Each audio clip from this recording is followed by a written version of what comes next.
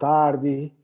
Sou Reinaldo Lima, presidente do SESCOM. Sejam todos muito bem-vindos à nossa palestra, hoje com o tema o impacto da LGPD nos escritórios contábeis, um tema bastante interessante, com o nosso convidado, o senhor Miqueias Micheletti, CEO da Embrase, parceiraço nosso aí.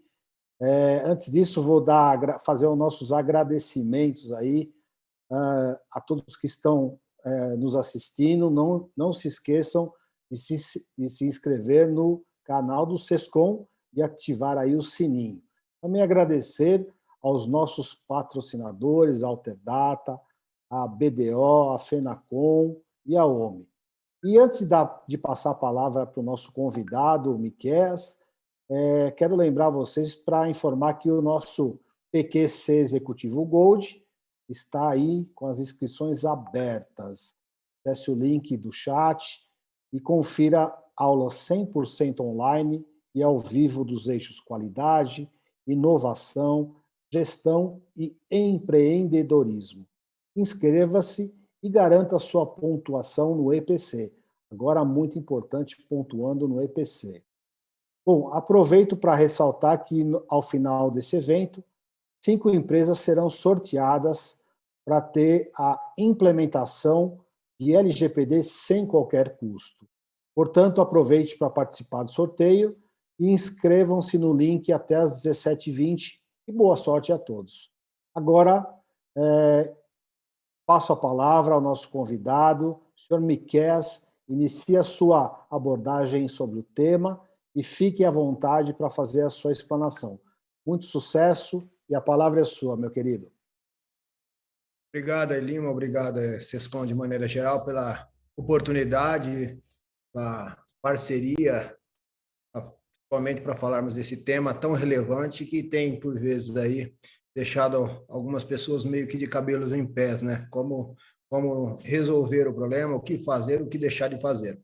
Eu vou compartilhar aqui uma tela para a gente tentar otimizar o tempo, né? Para não ser para também não ser redundante. Se nós formos falar de maneira assim aleatória sobre o assunto, nós teríamos aí que gastar ao menos aí 2, 3 horas. Nosso tempo é bastante curto, mas vamos lá. Mais uma vez, obrigado.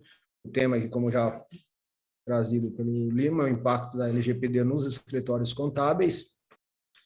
Começando aí sobre o porquê dessa lei, o que é essa lei, né? Bom, a lei, antes de mais nada, a LGPD é a sigla aí da Lei Geral de Proteção de Dados Pessoais. Ao contrário do que muitos pensam, o objetivo aqui do legislador não é burocratizar, sendo mais uma lei, mais uma regulamentação. O objetivo aqui é regulamentar, propriamente dito, né? O que fazer. Nós vivíamos num país aí sem leis, do ponto de vista de tecnologia, e principalmente quando olhamos para dados pessoais, ou seja, esse uso massivo de dados pessoais que eram usados, tratados de maneira indiscriminada. Então, daí surge essa lei que tem abarcado no seu nome a proteção de dados pessoais. De uma maneira bem resumida, a ideia é que a proteção de dados é o meio para alcançarmos o objetivo, que é a privacidade. Ou seja, a privacidade, nós não conseguimos a privacidade sem antes nós não protegermos os dados. Então, a lei, ela visa a proteção de dados e não a privacidade em si. A privacidade, mais uma vez, é o objetivo. E como um braço da privacidade, nós temos aí a autodeterminação. Agora, com a LGPD, o usuário, o titular, ele tem um controle, ele consegue determinar o que deve ou não ser tratado pelas empresas. Embora a gente vá acabar até entendendo ao longo aí tanto da apresentação como no nosso dia a dia, que isso é meio que utopia, né? Eu gosto de trazer sempre um estudo sobre essa questão aí do controle, um estudo realizado nos Estados Unidos. Se um usuário lesse todos os termos e políticas, esse estudo aconteceu há uns 10, 15 anos, na era dos sites, ainda não estávamos na era dos apps, né? Então, se nós lêssemos todos os termos e políticas, nós teríamos um custo equivalente a $3.500 por ano. Se nós trouxermos isso para a nossa realidade, a era dos apps, nós teríamos que, no mínimo, dobrar isso aí. Então, estaríamos falando em algo próximo de $7.000. que nos leva a entender que isso é utopia, ou seja, se de um lado o titular ele tem o seu direito, do outro lado ele não exerce. Daí a importância das empresas entenderem quais são os seus limites, o que elas podem e o que não podem fazer, né? Do ponto de vista de quem se aplica, qual a abrangência, quem se aplica essa lei a todas as empresas, essa lei aplica-se inclusive a pessoas físicas que tratem dados para fins econômicos. Uso sempre como exemplo um corretor de imóveis, né? Então, um corretor de imóveis que ele trata esses dados para fins econômicos, logo ele também precisa estar em compliance com a lei. Sobre os princípios, no que essa lei está fundamentada, nós temos aí elencado no artigo 6º 10 princípios, e nós temos ali segurança como algo obrigatório que as empresas devem garantir aos titulares. Nós temos a transparência, a prestação de contas, mas trouxe aqui 3 princípios que são os mais importantes para essa nossa discussão aqui, que são os princípios de finalidade, adequação e necessidade. Que na Europa usamos um resumo disso aí como a minimização do uso de dados. Então, eu sempre posso tratar os dados? Posso, desde que haja, ou seja, que exista uma finalidade legítima para isso aí. Eu tenho que olhar sempre para a adequação. Esse dado é adequado para aquela finalidade? Existe realmente a necessidade? Então, assim, o conceito aqui é a minimização do uso de dados, justamente para virmos em encontro com aquela situação do controle que o usuário não tem. Ou seja, se ele tem de um lado o direito, do outro lado ele não exerce, dado que seria muito complicado ele ler tudo, na hora o usuário titular de dados ele precisa resolver seu problema naquele momento. Então, de posse disso, as empresas devem fazer atenção a essa minimização do uso de dados pessoais. Aí nós temos aí os 5 atores, os 5 envolvidos na lei, né? Que são aí o titular, o controlador, o operador, o encarregado e a autoridade nacional. Então, quem é o titular? O titular é o usuário, é o cliente, é a pessoa física, a quem nós estamos falando de dados pessoais. Lembrando que a LGPD trata de dados de pessoas físicas e não de pessoas jurídicas. Por outro lado, como diz o artigo 5º, inciso 1º, dado pessoal é toda informação identificada ou identificável. Se a partir de uma PJ, se a partir de um CNPJ eu consigo chegar a uma pessoa física, logo esse dado também está coberto pela LGPD. Quem é o controlador? O controlador é a empresa, pode ser uma pessoa física também, né? Mas, no geral, é a empresa que detém o controle sobre esses dados. O operador é a empresa ou a pessoa física que processa esses dados em nome do controlador. O encarregado de dados, ou um termo bastante comum no Brasil, o termo usado na Europa, que é o DPO, é a pessoa que faz a ponte, pessoa ou empresa que faz aí a ponte entre o titular de dados, o controlador e a autoridade nacional, que é o próximo que veremos aqui, que é a ANPD, a Autoridade Nacional de Proteção de Dados Pessoais. É a agência que fará a fiscalização, que vai implementar normas, vai esclarecer algo que ainda não está tão claro na LGPD. Então, é a agência, a Autoridade Nacional, a agência fiscalizadora, tem por objetivo, um dos objetivos aí fiscalizar, evidentemente. Do ponto de vista do titular de dados que acabamos de abordar, quais são os seus principais direitos? Dentre vários elencados, o principal é a confirmação do tratamento de dados, a retificação, a portabilidade, revogação do consentimento, que vamos falar um pouquinho mais à frente. Lembrando que essa confirmação de tratamento é algo bastante importante quando olhamos para essas declarações, né? Essa declaração simples, essa declaração completa. Então, a lei é bastante clara, né? O controlador, o agente de tratamento, na verdade, ele tem aí, ele deveria responder isso de maneira rápida, porém a lei não trouxe qual que seria esse rápido, mas a ANPD já se pronunciou e esse rápido significa 48 horas. Então, se um titular de dados hoje entrar em contato com qualquer empresa questionando se há um tratamento de dados, ela deve respondê-lo ao menos uma resposta negativa, que não trata seus dados em 48 horas. Do contrário, ela está infringindo a lei. Do ponto de vista aí de uma declaração completa, nós olharmos o artigo 19, inciso 2º, parágrafo 3º, a lei é bastante clara com relação a essa declaração completa, e nesse caso os controladores têm aí 15 dias para atenderem a essa solicitação do titular, lembrando que nesse caso o titular pode inclusive solicitar contratos. Então, eu até brinco, né, que no caso de pessoa física, agora as ações de obrigação de exibição de documentos perderão um pouco a sua eficácia, tendo em vista que agora nós temos esse respaldo da própria LGPD. Então, em outras palavras, eu posso exercer o meu próprio direito através de uma notificação extrajudicial, eu não preciso judicializar isso aí. Então, eu comunico à empresa e ela tem aí seus 15 dias para me entregar aqueles documentos que pertencem a mim como pessoa física e não como pessoa jurídica. E o que vem a ser esse canal de titular? Nós temos percebido aí no mercado um certo barulho, né, sobre esse canal de titular, até uma movimentação por alguns órgãos, do ponto de vista de dispensarmos aí as pequenas empresas, microempresas do canal de titular. Gostaria de lembrar que a lei, em momento algum, fez menção a esse canal de titular. O canal de titular é um termo que nós, no mercado, usamos, ou seja, o próprio nome diz como esse titular vai estabelecer contato com a empresa, com o controlador, através de um canal seu. Então, daí a ideia de um canal de titular. Esse canal de titular pode ser, inclusive, por telefone, por e-mail. O grande problema é que há uma inversão do ônus da prova. Cabe à empresa demonstrar, né? Nós estamos falando aqui de uma responsabilidade objetiva. Então, imaginemos a seguinte situação: o titular ingressa com uma demanda judicial ou com uma reclamação na própria ANPD, dizendo que a empresa não deu a resposta que ele solicitou, sem sequer ele ter solicitado. Se esse canal de titular ele é por telefone, como é que nós, empresas, conseguiríamos demonstrar, ou seja, que não há culpa? Então, daí a ideia de um canal de titular próprio, apropriado para isso aí. Além dessa situação, nós temos também a questão de gerenciamento. Se eu trato isso por e-mail, por telefone, como é que eu vou controlar? Como é que eu vou, inclusive, atestar que do outro lado está falando o senhor João da Silva, realmente, sem testar, ou seja, por telefone, por e-mail? Fica difícil. Então, daí a ideia de um canal de titular. Então, o canal de titular ele não é citado na lei. A lei cita direitos do titular. A questão é como ele exerce esse direito, como ele solicita, como ele faz as suas solicitações. Quais são os benefícios de estar em compliance? Mais uma vez, né, o objetivo do legislador não é burocratizar, e sim regulamentar.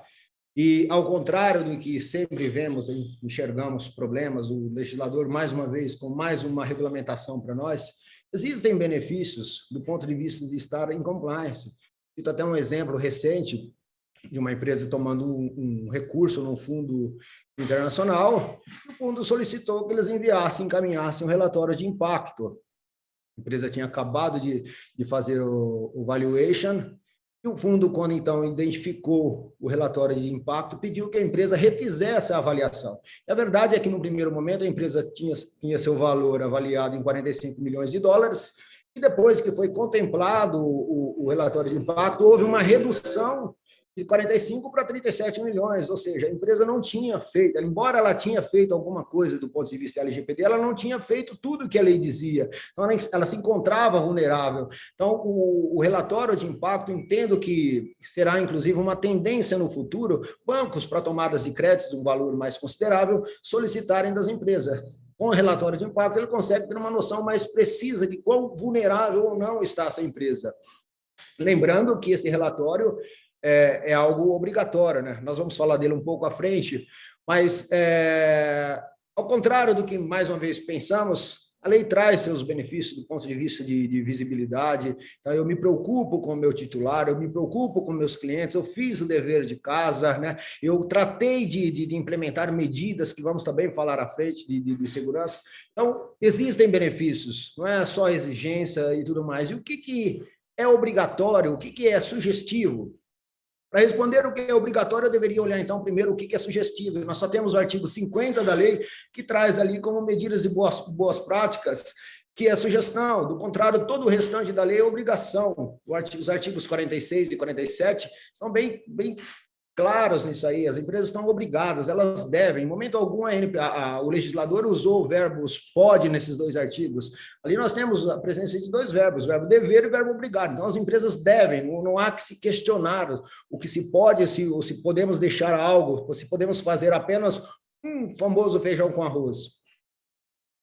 Então, quais são essas medidas, então? O que essas empresas devem fazer? Então, mais uma vez, quando olhamos para os artigos 46 e 47, principalmente 46, ele cita aí sobre medidas técnicas e medidas administrativas. O que vêm a ser essas medidas técnicas? Nós estamos falando de um antivírus, de medidas como o uso de um Fyron, treinamentos de conscientização sobre phishing, sobre qualquer espécie de vírus, embora isso está um pouco também de mãos dadas com as medidas administrativas, né? Fechar as portas no Fyron e outras medidas relacionadas à parte lógica. As medidas administrativas eu gosto sempre de dividi-las em duas, as medidas organizacionais e físicas, né? Mas, de maneira geral, estamos falando de repente, de uma porta segura, de um ambiente seguro, estamos falando de um ar-condicionado numa sala de servidores, estamos falando de uma segurança física, estamos falando de, por exemplo, uma política de mesa limpa, de uma impressora de uso compartilhado com senhas. Então, essas são as medidas administrativas. Basta que olhemos para uma ISO 27001 e ali nós temos todas essas medidas com mais clareza, né? Mas de uma maneira bem resumida, mais ou menos isso que o legislador quis dizer. É um plano de resposta a incidentes que também precisamos ter. É mais ou menos a ideia de um auxílio funeral, né? Nós queremos ter o melhor, precisamos ter o melhor e tomara que nunca precisemos usar. É mais ou menos essa ideia de um plano de resposta a incidentes. Nós fazemos toda a lição de casa, deixamos a empresa blindada, mas se porventura ocorrer um incidente, nós temos que ter aí um script de como nós seguiremos em caso de incidente. Lembrando que a ANPD já se pronunciou sobre um modelo ideal para comunicar esses incidentes. Aí nós temos a implementação de políticas. Quando nós falamos de implementação de políticas, não é somente dizer o que o usuário, o titular, o nosso funcionário, o nosso colaborador, o que nós faremos. Nós precisamos também documentar isso. E aí nós estamos falando de política de segurança da informação, estamos falando de política de privacidade e proteção de dados, política de cookies, política de backup, de criptografia, de logs, enfim, existe uma infinidade de políticas que devem ser implementadas pelas empresas. Adequação contratual, seja lá com os clientes, seja com os fornecedores, e no caso de escritórios de contabilidade, nós temos aqui uma relação aí B2B. Então, os escritórios, se de um lado eles estão na posição de operadores, né? Então, falamos de operadores de dados, né? Então, o escritório de contabilidade, quando ele está atendendo o seu cliente, ele está na posição de operador. Então, a obrigação é do seu cliente. Entretanto, nós temos aqui uma responsabilidade objetiva, tendo em vista que a atividade é fim. Em outras palavras, bastaria que o meu cliente, se eu sou o escritório de contabilidade, bastaria que o meu cliente dissesse que o vazamento, que o incidente de segurança ocorreu nas minhas dependências, na minha empresa, eu teria que provar, demonstrar para ele que a culpa não é minha. Então, daí a ideia de uma adequação contratual, o que se limita às minhas responsabilidades, às minhas obrigações, quais as responsabilidades do meu cliente. Olha, eu fiz isso, aquilo, outro, tomei todos os cuidados, tudo que a lei diz, e aí, de uma maneira resumida, vamos botar isso no contrato para que tenhamos clareza nas nossas responsabilidades. Fornecedores, os operadores de dados nossos, então, volto para o escritório de contabilidade, eu tenho ali meus fornecedores, esses meus fornecedores que tratam dados, e a verdade é que na esmagadora maioria das situações, os nossos fornecedores tratam dados nossos. Então, esses fornecedores, para que eu, empresa, esteja em compliance, eles também necessariamente deverão estar. Então, é uma questão de obrigação. Ou ele se adequa, ou então teremos que trocar de fornecedores, diferentemente do cliente. No cliente, nós vamos sugerir, não que ele não tenha uma responsabilidade perante a lei, ele tem a responsabilidade perante a lei, mas eu, como empresa, não posso botá-lo na parede, ao contrário dos fornecedores. Aí nós temos as NDAs, né, os acordos de confidencialidades com os colaboradores. Lembrando que no Brasil, 65% dos vazamentos de dados tem dedo de funcionário, de colaborador, ainda que não intencionalmente. Então, quais são as responsabilidades desse meu colaborador? Aí nós vamos para um data mapping, mapeamento de dados. Nesse mapeamento de dados, nós elencamos, contemplamos todos os dados tratados com as hipóteses de tratamento. O artigo 7º da lei traz aí 10 hipóteses diferentes, né? Ao contrário, inclusive vamos falar desse consentimento, né? Ao contrário do Marco Civil da Internet, ao contrário do que muitos pensam, o consentimento não é a única hipótese de tratamento, ele é apenas uma, e que eu particularmente não gosto do consentimento. Por quê? O consentimento ele pode ser revogado pelo titular a qualquer momento. Dados de criança, né? Quais são os cuidados que eu tenho que tomar? Mais uma vez, quando nós olhamos o escritório de contabilidade, Quando nós olhamos para o nosso cliente, a responsabilidade é do nosso cliente. Mas o que eu estou fazendo, né, para orientar o meu cliente? Até que ponto esse problema não pode voltar para o meu colo? A lei é bastante clara. Nesse caso, para dados de crianças, precisamos ter aí o termo de consentimento dos pais. Então, aí, como sugestão, cabe aos escritórios de contabilidade orientar as empresas que recolham esses consentimentos dos pais, né? Caso de um salário de família ou algo do gênero. Do ponto de vista de consentimento, se nós, usando como exemplo o início da apresentação, que falamos aí dos 3 princípios, né? O termo de consentimento, eu tenho aqui a finalidade de, repente, tratar os dados de um funcionário, estou seguindo ali bonitinho. Agora, eu tenho hipóteses de tratamento, como é o caso do inciso 2º, que existe uma obrigação legal para eu tratar esses dados, e não faz o menor sentido eu tratar esses dados com um termo de consentimento. Por quê? O consentimento é bem claro, a lei é bem clara com o consentimento. O consentimento é a manifestação livre, informada e inequívoca. Do ponto de vista de uma relação entre empregador e empregado, eu não consigo enxergar uma manifestação livre. Ou seja, amanhã nós podemos trazer para o nosso colo um problema, uma reclamação trabalhista em função desse consentimento. Esse titular poderia alegar que ele foi coagido. Então, se ele não assinasse aquele consentimento, ele sofreria alguma espécie de represália. Então, daí a ideia de não ser o melhor dos caminhos. Aí nós temos o relatório de impacto, o RPD, que nós já falamos um pouco. Então, aqui, trazendo aí a tradução da lei, esse relatório descreve todos os processos de tratamento que possam gerar qualquer espécie de risco na operação. Então, o artigo 38 até cita que a ANPD poderá, né, dispensar algumas empresas, poderá, na verdade, exigir o relatório de impacto, dando-se a ideia de que nem todas estariam obrigadas. A verdade é que isso ainda carece de ser mais esclarecido pela ANPD, mas não faz sentido quando nós olhamos alguns outros artigos, ou seja, qualquer operação, qualquer situação de risco, qualquer coisa deveria estar contemplada no relatório. Então, uma empresa pequena não teria risco, não ofereceria risco para que ela seja dispensada de um relatório de impacto, então não faz muito sentido. Enfim, precisamos que a ANPD se pronuncie sobre isso aí, se vai haver realmente alguma dispensa ou não. Eu, particularmente, acho que não deveria haver dispensa, acho que todas deveriam fazer. É evidente que existem algumas particularidades, principalmente quando olhamos aí para um autônomo, né, uma pessoa física, então talvez aí sim caiba uma análise um pouco mais cautela, mas não é o caso das empresas.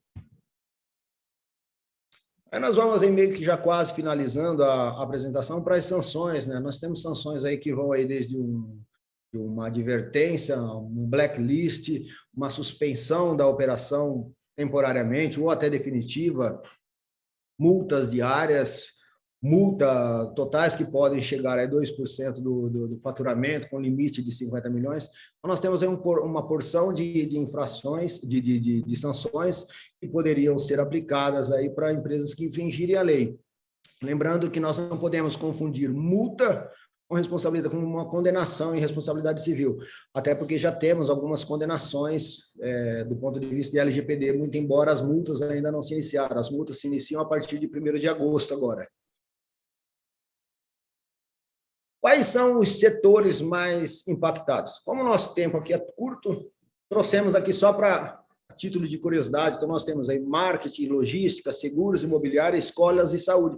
E o principal, escritórios de contabilidade. Justamente porque o escritório de contabilidade ele trata aí o tesouro das empresas. Então, os dados de seus clientes estão dentro dos escritórios de contabilidade, né?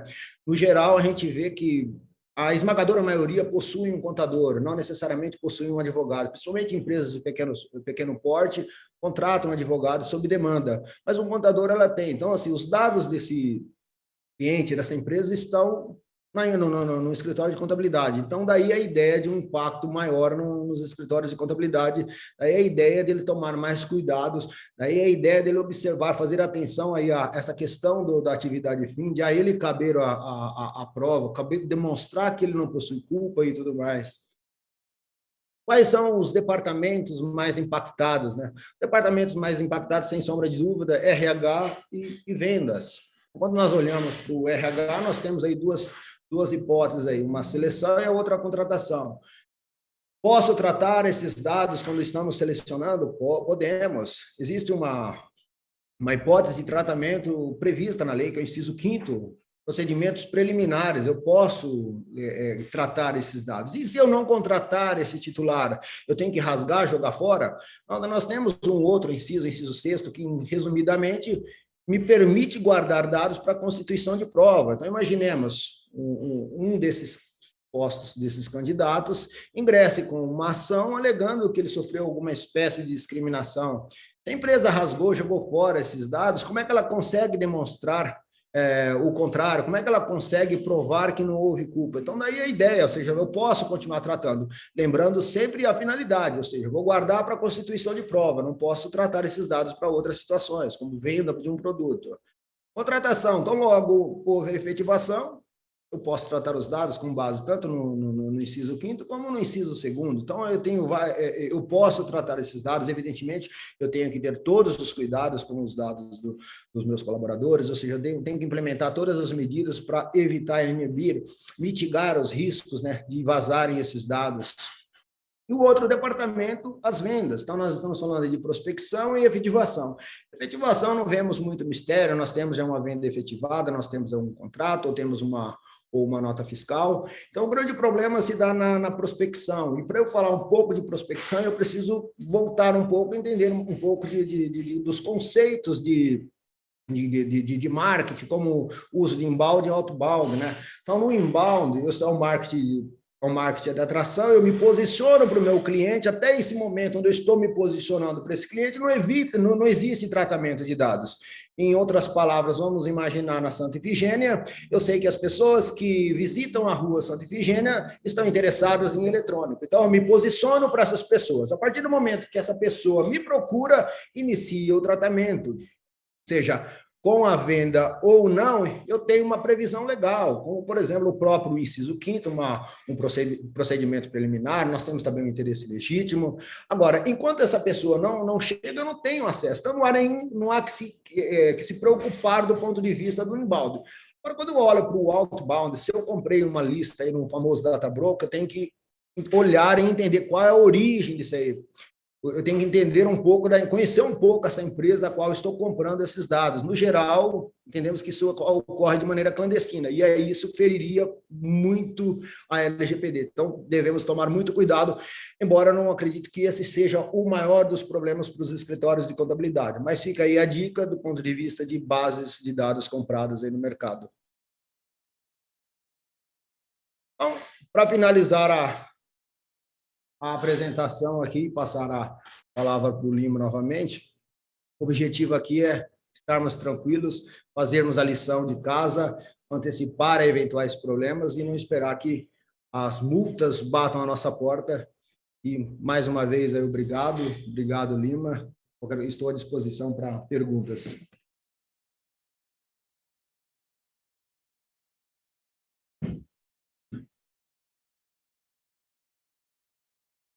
Lima.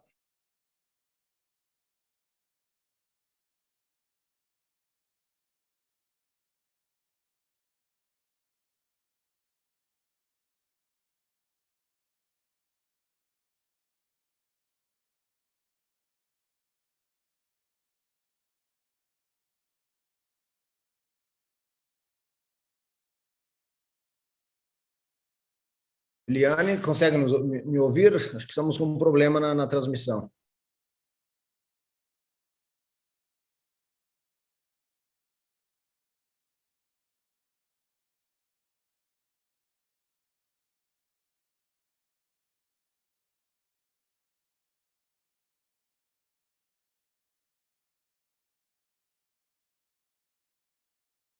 Eliane, Lima. Eu estou com o Miquel, eu estou com um problema aqui no meu computador, está ruim. O Batistão vai te fazer algumas perguntas aí, vai dar continuidade daqui para frente, tá bom? Nosso vice-presidente aí, ele é craque na LGPD, vai fazer com melhor qualidade e mais agilidade. Parabéns pela palestra, Miquel. Obrigado. viu? Eu agradeço, meu cara. Grande abraço, obrigado. Abraço a todos aí. Obrigado pela participação. Miqueias, boa tarde, Miqueias. Boa tarde aos participantes aí. Bom saber que essa sala está cheia de gente preocupada aí com o LGPD, o tema do momento. Você fez uma apresentação excelente aí para a gente. E aí eu vou passar algumas perguntas que a gente está recebendo do público aqui, Miqueias, para você ir falando para a gente, tá bom? Okay. De forma prática, como as empresas serão impactadas com a entrada em vigor da LGPD? O grande problema, no primeiro momento, é a denúncia.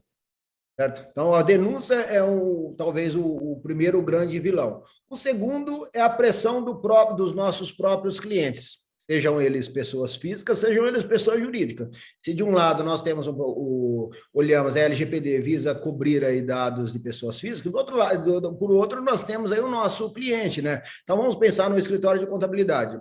Eu, como empresa, tenho o meu escritório de contabilidade, sabendo que os meus dados estão sendo tratados nesse escritório de contabilidade, e eu sei que esse escritório não está tomando as medidas plausíveis, eu, no mínimo, vou ter que trocar de escritório de contabilidade. Por quê? Do contrário, eu não estarei em compliance. Então, acho que os dois maiores problemas são denúncia, o tratamento aí de dados que não estão aí de acordo, estão em conformidade com a lei, e o outro é a própria empresa, o nosso cliente, seja ele pessoa física, e principalmente as PJs, se preocuparem e darem um prazo para que essas empresas implementem o que diz a lei, e, do contrário, troquem de fornecedores. Então, acho que esse é o maior impacto, e que, aliás, os escritórios de contabilidade já sofreram um problema lá atrás, do ponto de vista da digitalização, né, do que diz contabilidade de maneira geral, e agora esse passa a ser um novo problema para aqueles que não fizerem a lição de casa. Esse é o impacto da denúncia, né? Mas tem aí o impacto, como você falou também, que é o compliance, né? De você não estar de acordo com a legislação, o que pode impactar ainda mais, até financeiramente, a empresa, por ela não atender, né?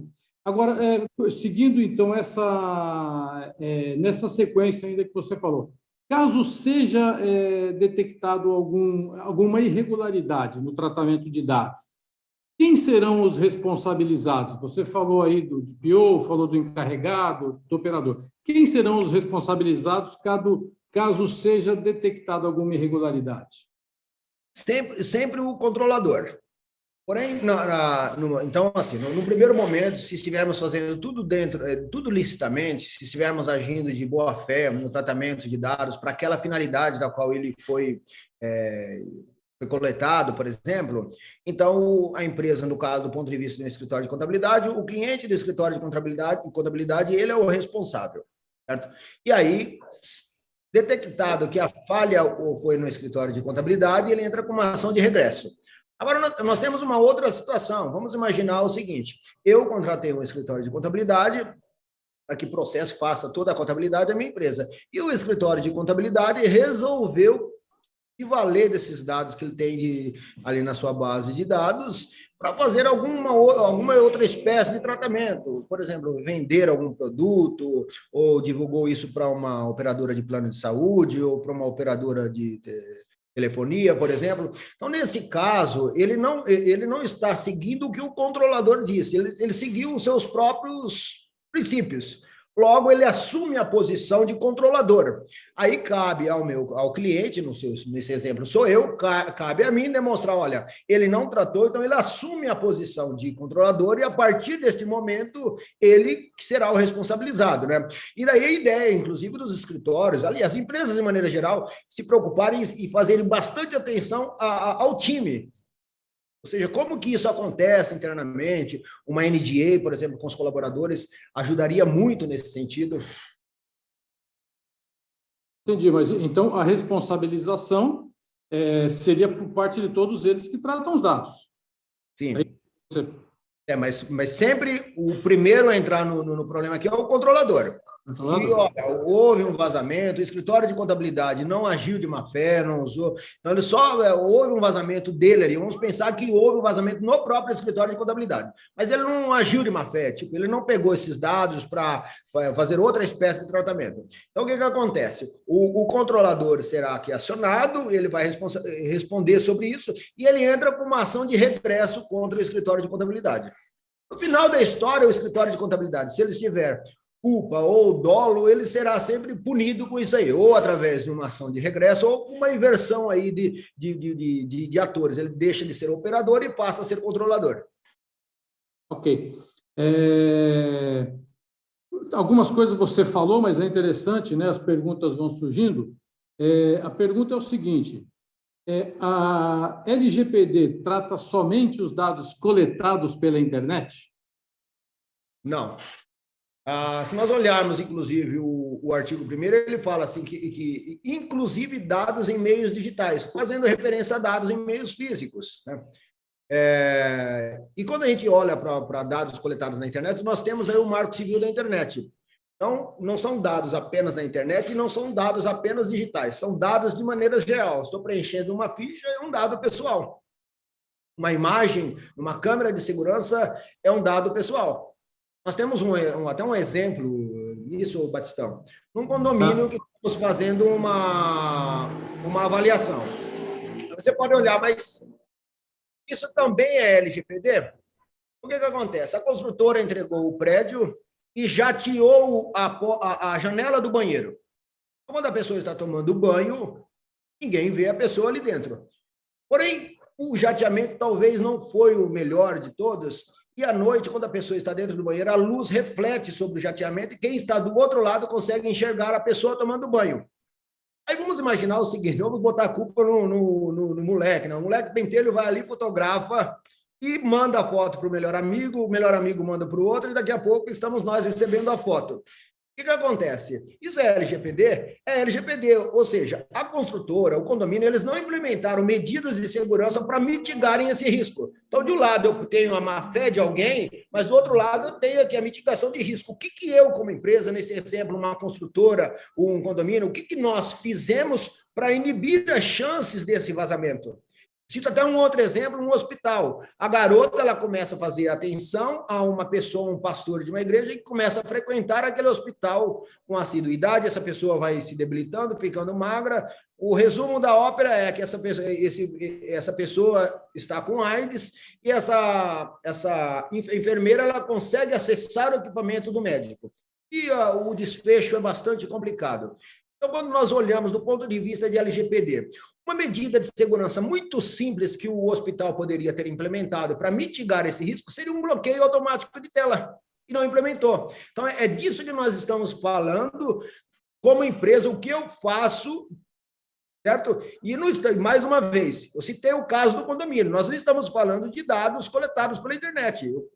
A pessoa fotografa, ou um vazamento de dados. O rapaz, um senhor, ficou afastado e levou o atestado de afastamento, atestado médico, e ali constava o CID. Ele tinha hemorroida e fez a cirurgia. Vazou esse atestado e o pessoal na fábrica o apelidou de hemorroida. Então, veja só, nós estamos falando de dados físicos contemplados pela LGPD. Entendi. O risco, se a gente for pensar de todos os lados, ele acaba ficando muito grande, além do que a gente pensa que são só os dados que a gente tem que controlar fisicamente, né? Que nem você falou, e até o que perguntaram, que eram os coletados na internet, né? Miquel, eu acredito também que você já falou, mas as perguntas... o encarregado, o DPO, ele precisa ser, porque a pergunta é importante, mesmo que você já tenha falado, ele precisa ser um empregado da empresa, ele pode ser um terceiro contratado? Não, ele não precisa ser um empregado da empresa. Aliás, se nós seguirmos o que a Europa segue, seria até interessante que não fosse o encarregado, porque esse encarregado estaria sendo orientado pelo seu empregador. Então, uma empresa exerceria esse papel de uma maneira talvez mais brilhante, né? Sem contar o custo para essa empresa. Ela terceirizar esse serviço de encarregado faz muito mais sentido. Por outro lado, é bem provável que a ANPD vá dispensar muitas empresas da figura desse encarregado de proteção de dados, porque ele é um profissional muito caro. Então, imagina uma empresa pequena, como é que ela teria condições de bancar? Mas aquelas empresas que realmente tiverem que nomear o seu DPO, por hora, que sejamos bem claros aqui, ó. Por hora, todas as empresas estão obrigadas a terem encarregado. Ocorre que a ANPD foi bem claro, o legislador foi bem claro que a ANPD poderá dispensar, e a gente acredita seguindo o que a Europa fez. A ANPD deve dispensar talvez a esmagadora maioria das empresas, principalmente as pequenas empresas, né? Talvez as médias e grandes não, desse encarregado. Mas aquelas que realmente tiverem que ter um encarregado interno, além de ter esse problema desse encarregado alegar estar sendo coagido e tudo mais, é a questão do custo. Hoje é um profissional muito caro, um profissional que custa mais de R$20 mil, né? Então, vamos imaginar o seguinte, eu tenho a minha empresa, eu vou pegar um garoto aqui que trabalha para mim, da minha confiança, eu vou pagar um treinamento para ele. De repente, esse garoto ganha R$1.500, R$2.000. Vou e dou um agrado para ele, agora ele começa a ganhar R$2.500. Amanhã ele entra no nosso amigo Google e vê que esse profissional ganha mais de R$20 mil. Então, ele vai me botar na parede e não aumento. Então, assim, não faz muito sentido para empresas. Então, se ela estiver obrigada realmente a ter o DPO, ou seja, manter esse DPO, então, a sugestão é que ela terceirize isso para uma empresa. Então, não necessariamente precisa ser uma pessoa física, pode ser uma PJ, e o recomendável para quem tiver que manter esse DPO é que contrate uma pessoa jurídica. Você falou em custos, né, Miquel? Importante isso, né? Tem até uma pergunta aqui do Marcelo Faz, se o SESCOM está com um programa para nos auxiliar a fazer a adequação. Então, Marcelo, você aguenta mais um pouquinho aí, que nós temos a ideia, além dessa apresentação aí muito profissional do Miquel, é a gente trazer também essa parceria que a gente fez com a empresa Embrase, que o SESCOM fez, para trazer uma ajuda para as empresas a implantarem o LGPD. Aliás, tem um sorteio também que a gente vai fazer ainda. Então, aguenta mais um pouco que nós vamos falar disso aí, tá bom? Uma outra coisa que você já falou é se a LGPD se aplica para dados de PJ. Olhando assim, diretamente, não, a lei visa dados pessoais, proteção de dados pessoais. Entretanto, quando nós olhamos para o artigo 5º, inciso 1º, a lei traz ali o que é um dado pessoal. É toda informação identificada ou identificável, certo? Se eu consigo identificar uma pessoa a partir de um CNPJ, logo esse dado é coberto pela LGPD, certo? Tá certo, Miquel. Uma outra pergunta aqui. O que você estima de prazo para a implantação da LGPD numa empresa? Tenta fazer para uma pequena empresa, para uma média empresa, vamos dizer, de contabilidade. Qual é a sua estimativa de prazo para a implantação? Em escritórios de contabilidade, nós temos uma particularidade do ponto de vista positivo, né? Então, hoje, nos escritórios de contabilidade, considerando já um número grande de escritórios que já fizemos a implementação, nós conseguimos fazer a implementação dentro de 3 meses, de 3 a 4 meses, por maior que seja o escritório, certo? Agora, para outros tipos de empresa, talvez precisemos analisar um pouco melhor caso a caso. Mas, no geral, somos bastante rápidos aí na implementação. Vamos trabalhar aí com uma média que varia aí entre 3 e 6 meses para a implementação. Entendi, Miquel. Deixa eu te perguntar. Uma pergunta importante também, bastante importante.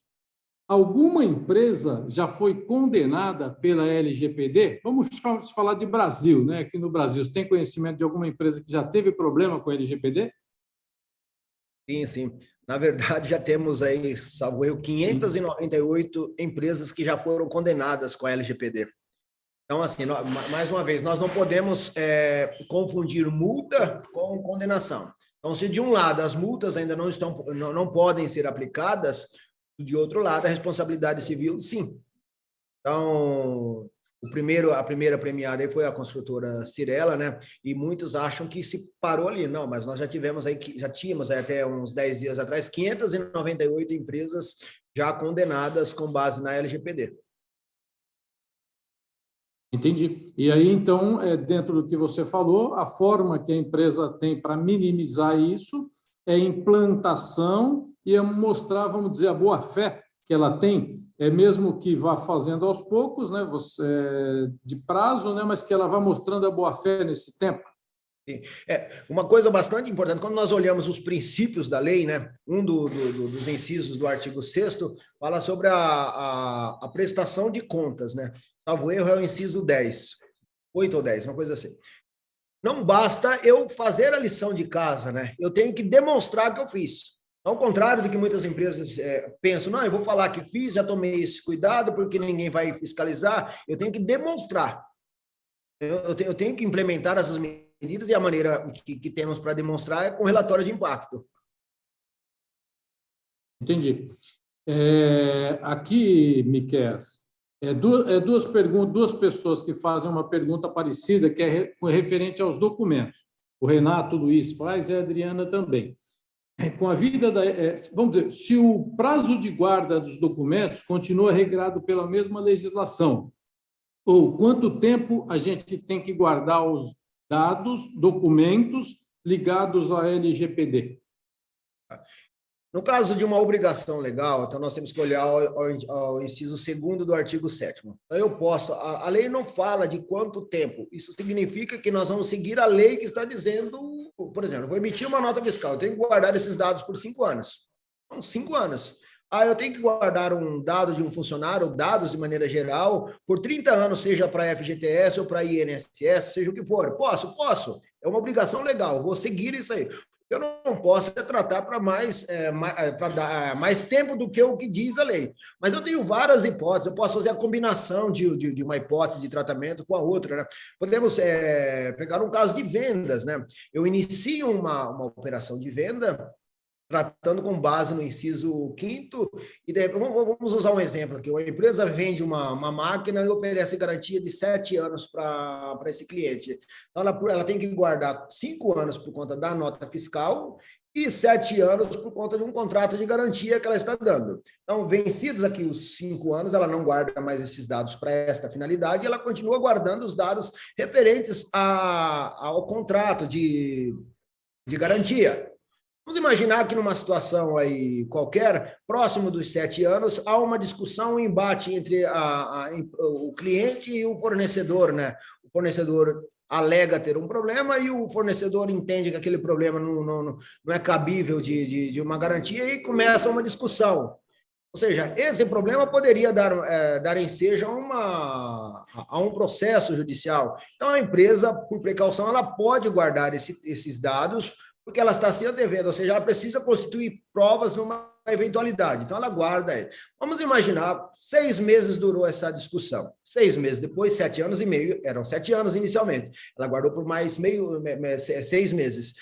Ou seja, a negociação foi tão bacana que viraram, na verdade, ao invés de inimigos, viraram parceiros. Então, esse fornecedor entende que esse cliente dele, que estava ali brigando lá atrás, pode ser um potencial cliente para outras coisas. Então, ele pode guardar esses dados por mais outros tempos, com base no inciso 9º, que é o interesse legítimo. Por quanto tempo? Por quanto ele, sei lá, por 5 anos ele pode comprar, contanto que esteja isso bem desenhadinho, e daí a ideia de um bom data mapping, mapeando todo o ciclo de vida dos dados. Então, veja, eu posso fazer a combinação de mais de uma hipótese de tratamento, não necessariamente a seguir, vou jogar fora e ponto final. Entendi. O Miqueias, uma coisa interessante aqui, uma pergunta que tem, né? Você já falou que o DPO não precisa ser empregado, é interessante essa questão. Aí vem uma pergunta assim, um grupo de empresas pode fazer um grupo de empresas e contratar um único DPO para esse grupo de empresas? Sim, pode. Começa a implantar em conjunto, por exemplo, né? Pode fazer tranquilamente. A empresa, esse DPO, pode ser DPO de várias empresas, nenhum problema. Ok. Tem uma pergunta aqui também da Sercoff, né? Interessante. Em uma empresa de contabilidade, você que já implantou em algumas empresas de contabilidade, se você considera que tem um calcanhar de Aquiles, por onde essa empresa deveria começar, já que ela às vezes não consegue fazer tudo de uma única vez, Miqueias?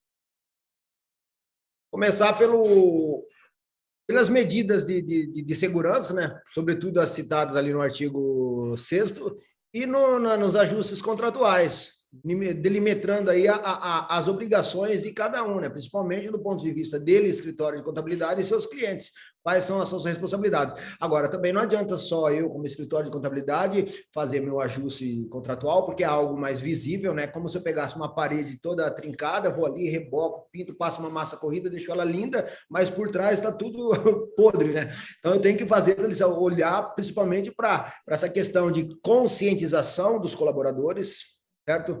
Essas medidas de segurança. É muito comum você pegar, principalmente escritórios de contabilidade pequenos, Batistão, você pega o mesmo usuário, ele troca de máquina, não segue aí. Você vê que é medidinhas bem simplesinhas, mas eu uso a máquina sua, você usa a minha com o meu login, eu chego e espeto um pendrive, acesso qualquer site, não há qualquer tipo de restrição. Então, assim, não adianta eu rebocar, pintar a parede na cor mais bonitinha ali, mostrar para o meu cliente, se eu não fizer a lição de casa, não nos esquecendo da transparência, eu tenho que fazer, ou seja, eu tenho que, além de tudo isso, eu tenho que demonstrar o que eu fiz. Se eu não demonstro, evidentemente, a tendência é que se o cara não fez a lição de casa, ele não vai demonstrar, logo ele não está fazendo atenção ao princípio de transparência.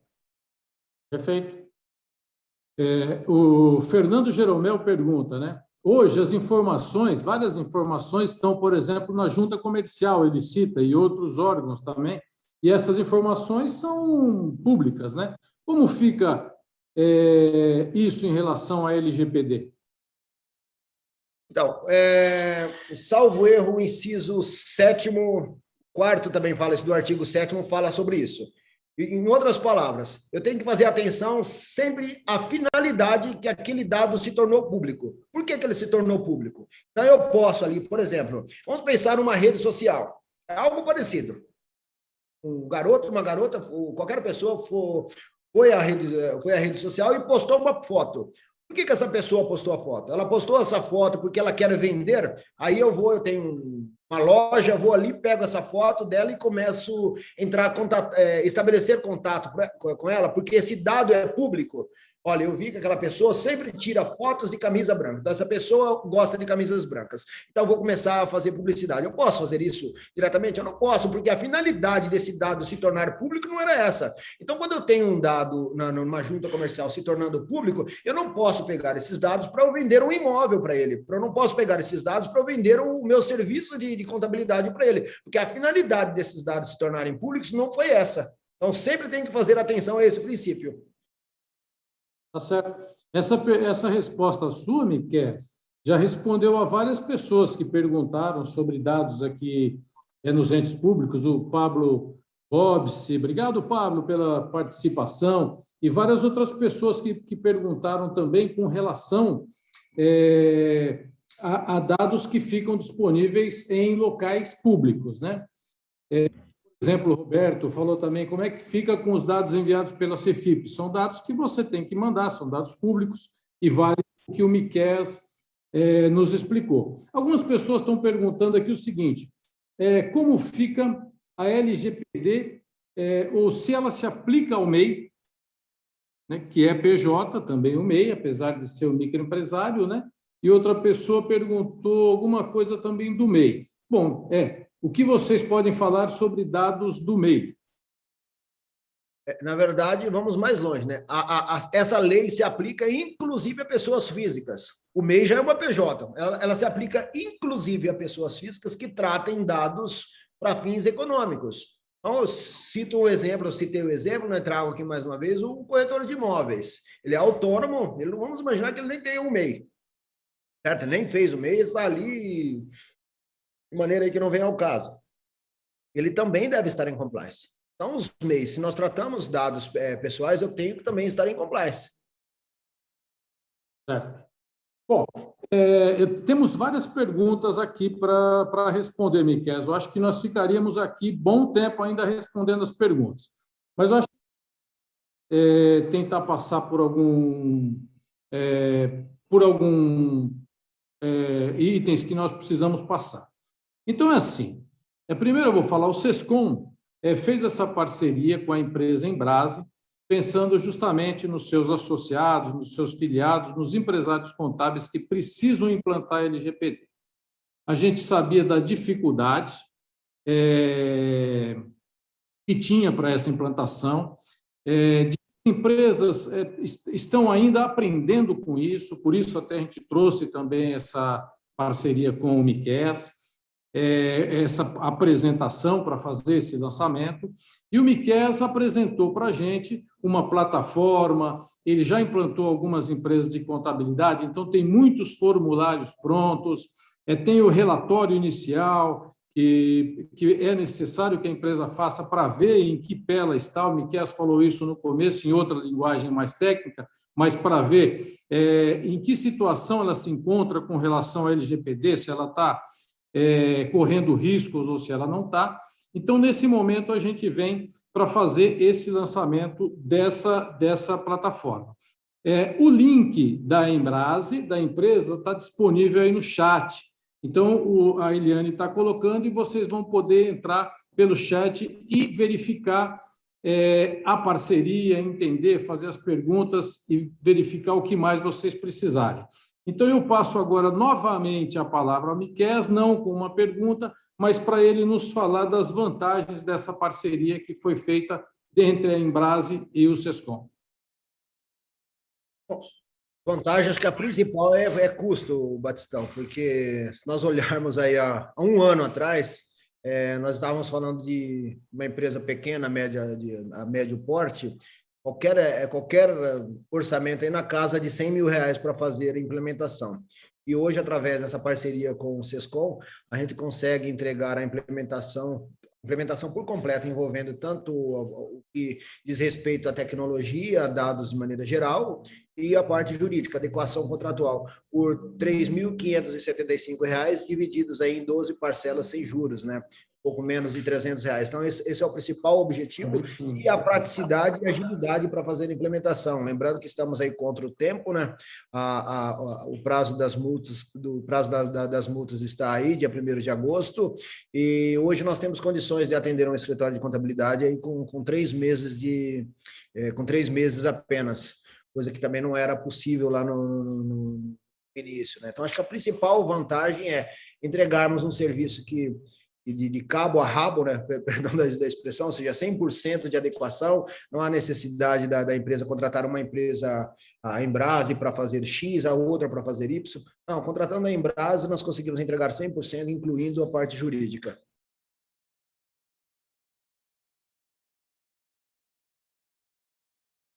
É custo, é expertise que você já tem. Em questão de custo, e como é que você pode falar um pouco mais para a gente? Eu sei que se você não quiser abrir, mas em parcelas, em consultoria, como é que está organizado essa parceria, Miqueas? Fala um pouco mais disso para a gente.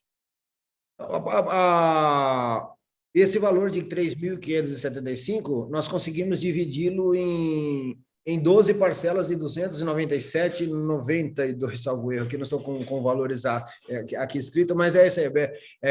A ideia aqui é facilitar, a ideia é levar isso não somente aos escritórios de contabilidade, e sim também aos clientes desse escritório de contabilidade, porque entendemos que há uma transferência aí de responsabilidades, os clientes dos escritórios de contabilidade dão a eles mais responsabilidade, incluindo o jurídico, né?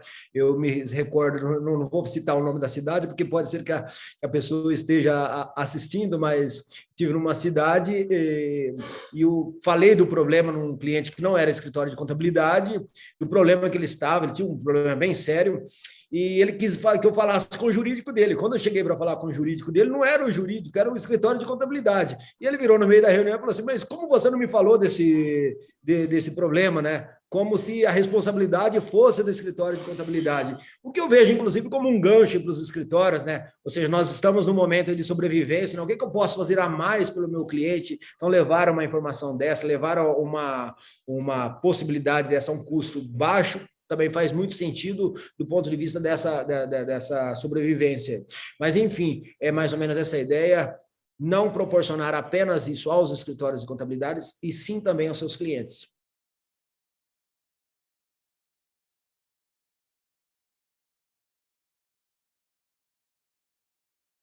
Ok.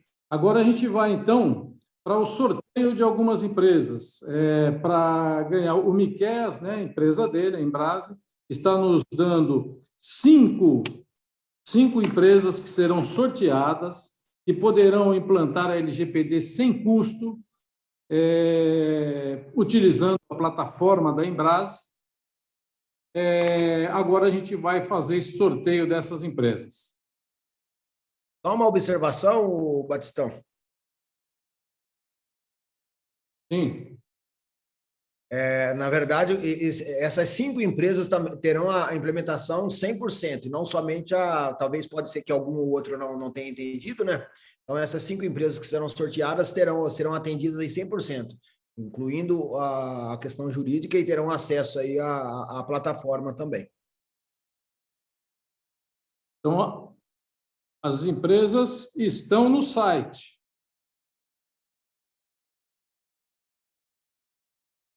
A Eliane, lê aí.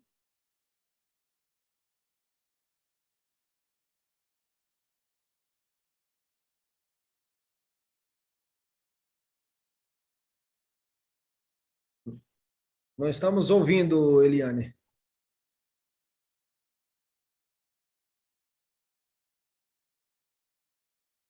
Os nomes sorteados estão aparecendo na tela. Eu vou colocar o link no chat do YouTube para todos conferirem. Bacana.